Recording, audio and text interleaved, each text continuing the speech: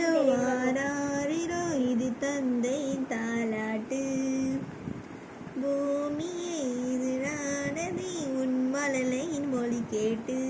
ஓ மழை பெய்து தங்கம் வந்து உள்ள ஃப்ளாட் ஆயிட்ட.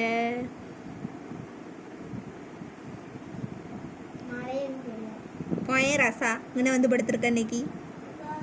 நீயே ஒரு இடத்த முழுக்க ஆக்கிரமிச்சிட்டேன்னு அவள் என்கிட்ட சண்டை போட்டுட்ருக்கா. அவளுக்கு இடம் பத்தலையாம். உன் பெடெக்ஸை வச்சு பூராத்தையும் நீ கவர் பண்ணிட்டியான்.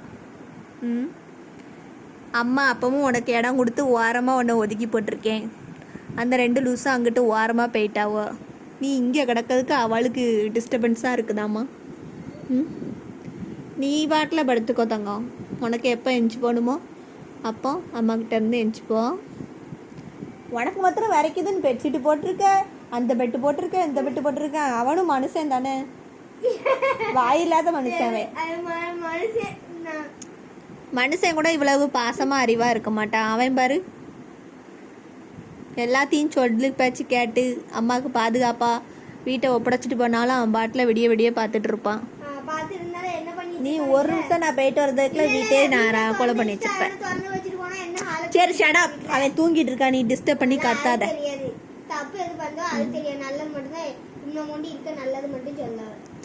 ஆமா அவன் வாய் இல்லாத பிள்ளை, நீ வாய் இருக்க பிள்ளை. நீ இருந்துக்கிட்டு வாய் வச்சுக்கிட்டு இவ்வளோ பேச்சு பேசுத. அவன் வாய் இல்லாமல் அவ்வளோ இது பண்ணுதான்.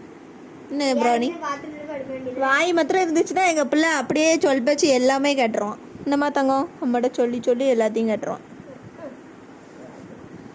கொல்லைக்கு பாத்ரூமில் போய் இருப்பான். அங்கே ஒரு வாரமாக படுப்பான். நல்லா டைமுக்கு சாப்பிடுவான். ஓடி ஆடி நல்லா விளாடுவான். அவனுக்கு எங்கே போய் யாரை குலைக்கணுமோ அதையும் செய்வான். Okay shut you don't disturb me. நாங்கள் 2 பேரும் கதை பேசிகிட்டு இருக்கோம்.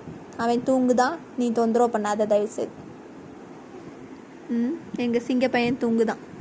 சரிப்பா நீ தூங்கு பார்த்தாங்க.